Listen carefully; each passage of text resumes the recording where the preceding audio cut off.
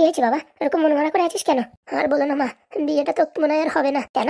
এত টাকা দিয়ে রোহিতরে দিয়ে আগে পুজো করালি, বাড়ি এনে যোগ্য করালি, যোগ্য সম্পূর্ণ হলো কই? বাবাই তো সবকিছু গড়বড় করে দিল। ও মেয়ে না হলে আর এক মেয়ের সাথে তোর বিয়ে করাই দেবো, তাতে আবার অসুবিধা কি? না মা, আমার বন্ধুদেরকে সবাই আমি কথা দিছি যে আমি পরিরে ছাড়া আর কারোর বিয়ে করবো না। এখন আমি তুমি অন্য মেয়ে যদি বিয়ে করি তখন লোকজন আমার উপর দেখে হাসবে না? তাহলে এখন কি হবে?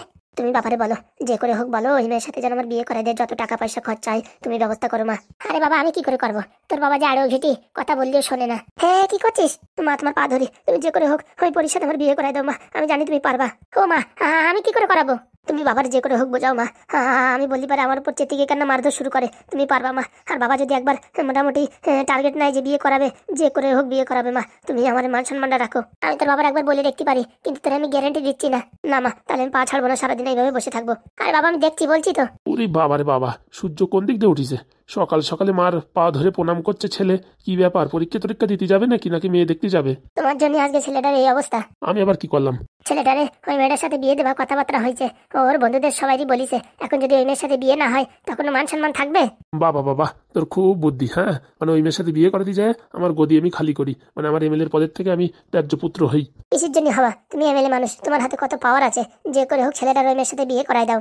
হ্যাঁ, বিয়ে তো মুখির কথা, মানে দোকানের মোবাইল ফোন যে টাকা দিয়ে পট করে নিয়ে আসবা, সে বাড়ির লোকজন রাজি না হলে মোটামুটি বিয়ে কি জোর করে দেবে? উপরে তো মেয়ে যদি রাজি হতো তাহলে একটা ব্যবস্থা করা যেত। মেয়েও রাজি না, মেয়ের বাপেও রাজি না, মেয়ের 14 গোষ্ঠী রাজি না, কি করে বিয়ে করায়? আর এই হারামজাদা, হ্যাঁ, আমার কাছে 80,000 টাকা নিয়ে ওই শালা পণ্ডিত্রী দেশে, হ্যাঁ, আর ও টাকা নিয়ে পুরো একদম হাওয়া। আমি কি জানি যে এরকম মিথ্যে কথা বলবে? তোমার অ্যাসিস্ট্যান্টই তো আমার এরকম ধোকা দিয়েছে। শালা আমার অ্যাসিস্ট্যান্ট না তোর বন্ধু? হ্যাঁ, আমি জানি না, আমি পরিধি ছাড়া আর কারোর বিয়ে করবো না। তোর বিয়ে করতে বলিছে কে? আর বিয়ে করে করবি, বাকি কাজকর্ম কিছু করিস না বুঝছিস? ওই দুটো গরু কিনে দিচ্ছি, সারাদিন গরু রাখারাখি কর।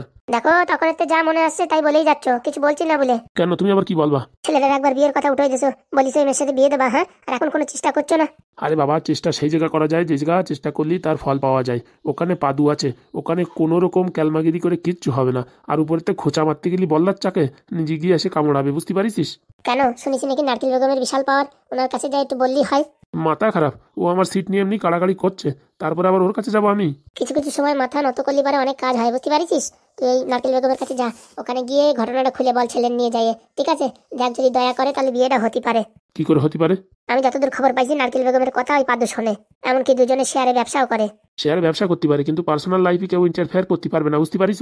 আরে বাবা, তোমার একবার চেষ্টা করার অসুবিধা কি হচ্ছে আমি তো বুঝতে পারছি না। দেখবো তোর কথা শুনতে যাইয়ে তারপর আমি কেরেশ কলে না পড়ি। হ্যাঁ, বিয়ের পরে তো আমার অনেক কথা শুনিছো, জীবনে আমার অনেক কিছু বানাই দেছো, অনেক কিছু করে দেছো, আর লাস্ট বারের মতন এইটা করে দাও। বাবা, তুমি যা বলবো আমি তোমার কথা শুনবো, তুমি একবার একটু চেষ্টা করো বাবা।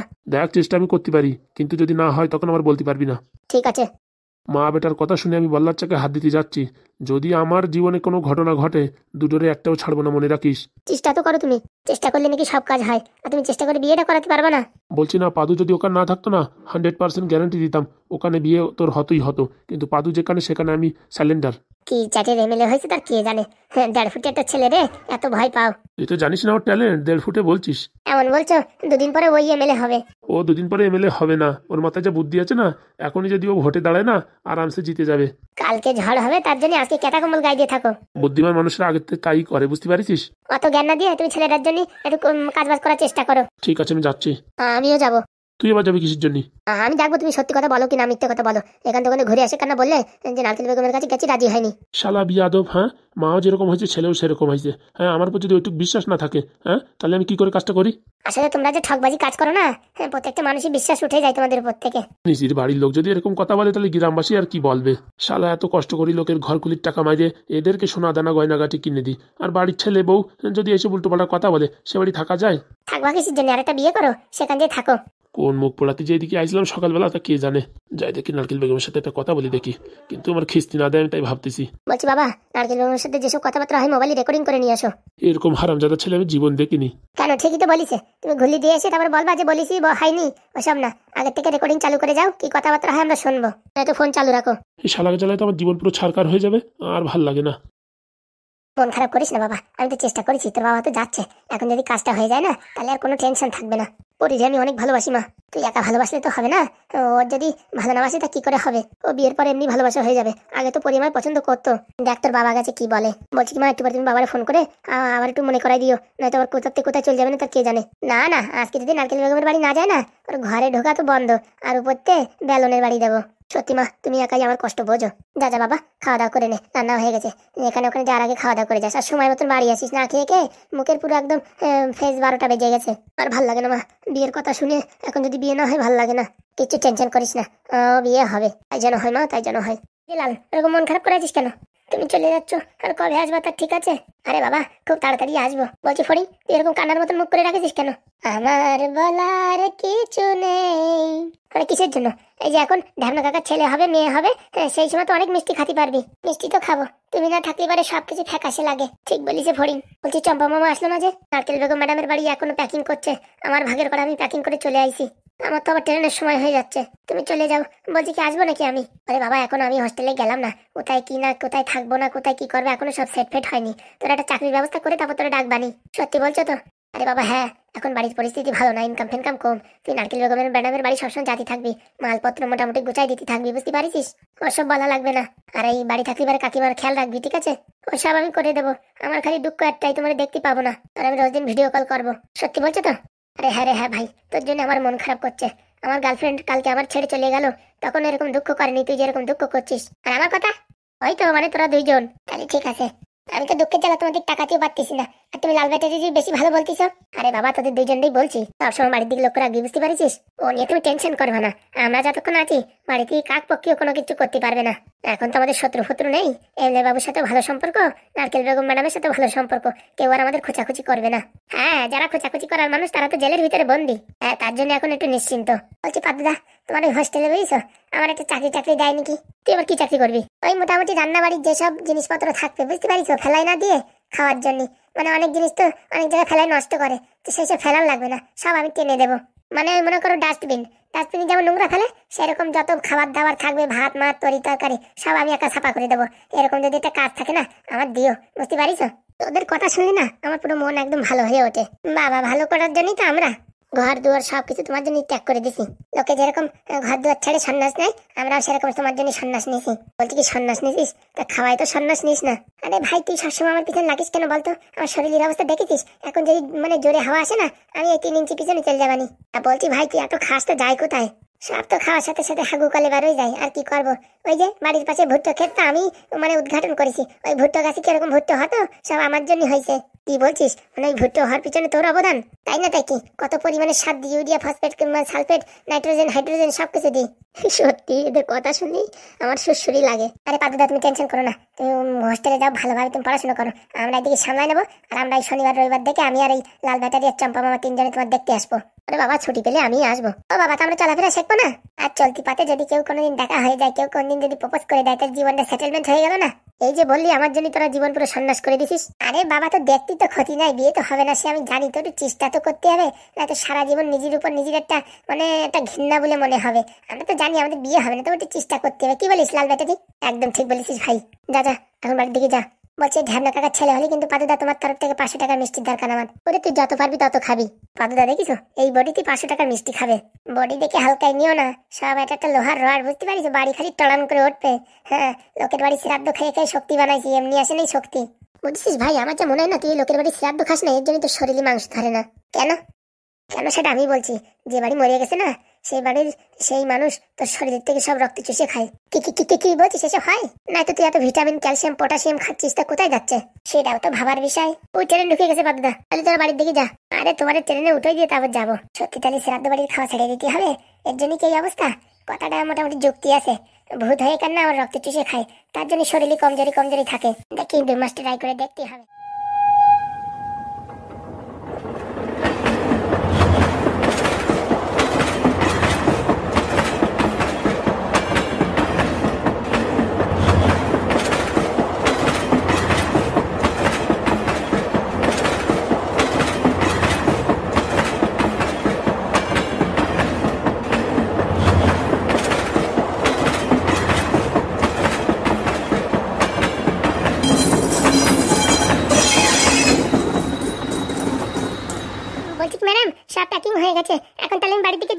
সত্যি বাবা, তোমাদের কাজের তুলনা নেই। কালকে রাত ভোরে 2,500 বোতল প্যাকিং করে দিয়েছো, আমি তো স্বপ্নেও ভাবতে পারিনি। ও আমাদের অভ্যাস, আর একটু কাজ করলে আমরা 3,000 বোতলও করে দিতে পারতাম। কিন্তু এই যে আজকে আমার ভাগ্নে পাদু ভাগ্নে যাবে, এসে কলেজে যাবে, তো তার জন্য আজকে তাড়াতাড়ি মোটামুটি আমরা সেটেলমেন্ট করে দিচ্ছি। তবুও বাবা, এত কম সময় এত কিছু করেছো, সেটাই দেখতে হবে। আর আমার একটা বড় আছে নিকম্বার ঢেকি। এত লোক থাকতেও শ্বাসটি ছাইয়ে পেয়ে আমার পরে। বলছি কি বাবা, একটু চা খেয়ে যাও। না না, আমি তাড়াতাড়ি যাই, দেখে আমার ভাগ্নে আবার চলে গেছে নাকি রেল স্টেশনে, তাড়াতাড়ি যেতে হবে। এখন ট্রেন ধরার কথা, আমার মনে চলেই গেছে। আবার কবে আসবে? বলছি কি, যেদিন আপনার মাল ফুরিয়ে যাবে তার 2-4 দিন আগে আমাদের বলবেন। হ্যাঁ ঠিক আছে, আসি ম্যাডাম। বলছি কিনি, এত কিছু ছেড়ে তুমি আমার পিছনে লাগো কেন? বলে না, লোকের ঘষে মাঝে কোন দিন হয় না। তোরা সবসময় বলি যে কোন দিন হয়তো পরিবর্তন হবি, কাজের প্রতি মনোযোগ দিবি। তা না, কোনো তোর কাজের কোনো শ্রীবৃদ্ধি নেই। আমার কি কাজ আছে বলো? কেন, কাল তোরা রাত ভরে প্যাকিং করলো, তুই যে একটু প্যাকিং করতে পারতিস, কমসে কম প্যাকিং তো আসতো। ওষুধ না বানাতে পারিস, প্যাকিং তো করতে পারতিস। তো সেটা তোমার বলতে হয় না? বুড়ো হয়ে গেছিস, তোর মোট সাদা হয়ে গেছে, তোর কেনির চুল সাদা হয়ে গেছে, এখন তোর বলে দিতে হবে? হ্যাঁ, বুড়ো ঢ্যাব না। দেখো গিন্নি, তুমি সবসময় আমার এরকম ভাবে বলবে না, কিন্তু আমার কিন্তু ভীষণ খারাপ লাগে। ও বাবা, কচি খোকা, ওনার খারাপ লাগে? হ্যাঁ, বুড়ো ঢ্যাবনা হয়ে গেছে, এখন বোঝো না কোন কাজ কোন সময় করতে হবে? দেখো, লোকের সামনে এরকম কথা বলবা না, আমার ভীষণ খারাপ লাগে। ওরে বাবা, খারাপ লাগে? এত খারাপ লাগে তো বাপের বাড়ি চলে জানো তো। বাপের বাড়ি চলে যাবো মানে? এটাই তো আমার বাড়ি। বাবা, বিয়ের পরে আমার বাবা টাকা দিয়েছে, সেই টাকা দিয়ে ব্যবসা করেই বাড়ি বানাইছিল। তোর বাড়ি হয় কি করে? হ্যাঁ হারামজাদা, তোর বাপের বাড়ি ছিল না ওই কোন চিতাপুর না সীতাপুর, সেখানে যাই মর। কি কথা বলছো? ওইসব বাড়ি ঘর তো বেঁচে দেওয়া হয়েছে। ওইসব বেঁচে খাচ্ছিস আর এখন আবার বলছিস এটা তোর বাড়ি? মনের ভুলিও কোনোদিন এসব উচ্চারণ করবি না যে এটা তোর বাড়ি, বুঝতে পারছিস? কপালে কিন্তু একদম পেরেক মারি দেবো। নারকেল বেগম ম্যাডাম, ও নারকেল বেগম ম্যাডাম। আর সময় আবার চেঁচামেচি কে করে? তুমি আবার আমার বাড়ি? ভোটের সময় তো এখনো দেরি আছে, এখন থেকে ভোট চাইতে আইছো নাকি? আরে না ম্যাডাম, আপনার সাথে একটা কাজ ছিল। আমার সাথে আবার তোমার কি কাজ? তোমার সাথে আমার কোনো কাজ নেই। ওরকম বলবেন না ম্যাডাম, জীবন মরণের খেলা। সেদিন যে বড় গরম দিচ্ছিলি, আজকে জীবন মরণের খেলা বলে ভিক্ষা চাইছিস? পরিস্থিতি এমন, কি আর করবো বলো। সব বিষয়ে আমি হেল্প করতে পারি, কিন্তু টাকা পয়সা দিয়ে আমি হেল্প করতে পারবো না, কারণ কি এখন আমার অবস্থায় টাইট। না ম্যাডাম, টাকা পয়সার কোনো দরকার নেই, অন্য একটা হেল্প। বল দেখি। আবার তোর হেল্প করছি বলে ভাবিস না যে তোর ফেভারে আমি চলে আইছি। ভোটে দাঁড়ালে আমি তোর বিরুদ্ধে দাঁড়াবো, কিন্তু বলে দিচ্ছি। সে ম্যাডাম আপনি যা করবেন করেন, হ্যাঁ ও নিয়ে আমার দুঃখ নেই। বলছি কি, ছেলেটার যে বিয়ে হচ্ছে না, একটু ব্যবস্থা করেন। মানে আমি এখন আমার কাজকর্ম ছেড়ে দিয়ে, ব্যবসা বাণিজ্য ছেড়ে দিয়ে তোর ছেলের জন্য মেয়ে দেখে বেড়াবো, সেই ধান্দায় পড়ে রয়েছি? আজকে এমএলএ ধরা খাইছে কার হাতে? আরে বাবা তা না ম্যাডাম, এই বিয়েটা সম্পূর্ণ আপনার হাতে। যা বলছিস খুলে বল, ওরকম নকর বকর করে বলবি না। বলছি ভারত কোচিংয়ে ওই যে হেডমাস্টার আছে না, ওনার মেয়ে, এই মানে পরি, ও হচ্ছে মেয়ের সাথে আমার ছেলে বিয়ে দেবো, কিন্তু রাজি হচ্ছে না ম্যাডাম, আপনি একটু সাহায্য করেন। তুই কি কথা বলছিস তুই জানিস? কেন ম্যাডাম? ওই মেয়ের সাথে পাদু প্রেম করে সেটা তুই জানিস? না মোটামুটি আমরা জানি, এমনি ওর সাথে কথাবার্তা বলে, কিন্তু প্রেম করে কি সেটা জানি না। একা সাজবি না, বুঝতে পারছিস? তোর ছেলে তোর বলেনি?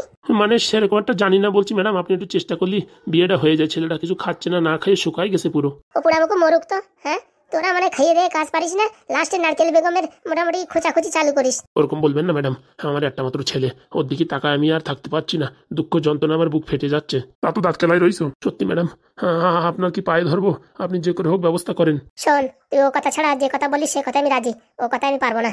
হ্যাঁ হ্যাঁ, আপনি পারবেন না এমন কোনো কাজ নেই, পৃথিবীতে সব কাজ আছে যা আপনি করতে পারেন, আমি যা দেখেছি। সেদিনকেই পাদুর মোটামুটি অ্যাডমিশন হচ্ছিল না, আপনার ফোনের জন্যই অ্যাডমিশন হয়ে গেছে। এত বড় ক্ষমতা আপনার, আর এই ছোট্ট একটা কাজ করতে পারবেন না? তুই যে কাজের কথা বলছিস না, আমি বাঁ হাত দিয়ে করে দিতে পারি। তাহলে দেন না ম্যাডাম। আমার তো বললাই কেমন আইছে না, আমার খাজ হয়ে যাচ্ছে। কেন ম্যাডাম, যদি কিছু টাকা পয়সা লাগে তাও বলেন, তা দিতেও রাজি। আমার হয়তো দূরা দূরা। সত্যি তোর বুদ্ধি, যে গাছে আম দেবে সেই গাছের আম আমি গোড়া থেকে কেটে দিই না। মানে পাদুর গার্লফ্রেন্ড রে মোটামুটি তোর ছেলের সাথে বিয়ে করে দিই, আর আমি হাতে হেরিকে নিয়ে রাস্তায় রাস্তায় ঘুরে বেড়াই। পাদুর চিনিস তুই? চিনি তো ম্যাডাম। অন্য কারোর সাথে পাঙ্গা নিবি, কিন্তু পাদুর সাথে কোনদিন পাঙ্গা নিবি না, বুঝতে পারছিস? হাতে পুরো বাটি ধরাই দেবে। এই যে এমএলএ হয়ে ঘুরে বেড়াচ্ছিস না, গলায় দোপাট্টা লাগাই, ঠিক আছে? এমন অবস্থা করবে না, রাস্তার পাশে ওই মোটামুটি ভিক্ষে চাইতেই হবে। ওর চিনিস না, ওর পিছনে লাগার চেষ্টা করিস না, মনের ভুলিও। সেটা তো আমি আমার বউরি বুঝে পাচ্ছি না। কাজ করিস, তোর ছেলেরা তোর বৌরি দিয়ে পাঠাই দিস, আমি একদম ভালো করে বুঝাই দেবো। বলছি ম্যাডাম, তাহলে হবে না? লজ্জা কুকুরেরও থাকে, তোরও তো নেই দেখছিস। তুই তো আমার বরের মতন হয়েছিস, পোড়ামুখো মিনছে। এত লোক তো এসেই আমার টানবে লাস্টে। বলে দিচ্ছি ম্যাডাম, কাজটা ভালো করলেন না, তখন তো আমার সাথে তুই তো করে কথা বলছেন, এখন আমি পাওয়ারে আছি সেটা ভাববেন। তুই আমার কি চাট করবি করে নিস যা। আপনি যেই যে বিজনেস করেন, এর কোনো লাইসেন্স পত্র আছে আপনার? তুই তো নাটক খেলাস না, বুঝতে পারছিস? যদি তোর কিছু ক্ষমতা থাকে না তো করে দেখাস, ঠিক আছে? নারকেল বেগমের সাথে পাঙ্গা নিছিস না, এই যে আর কয় বছর আছে না, 1-1.5 বছর, এই 1-1.5 বছর থাকবে না, বুঝতে পারছিস? 1 মাসের ভিতরে তোর গদি খালি।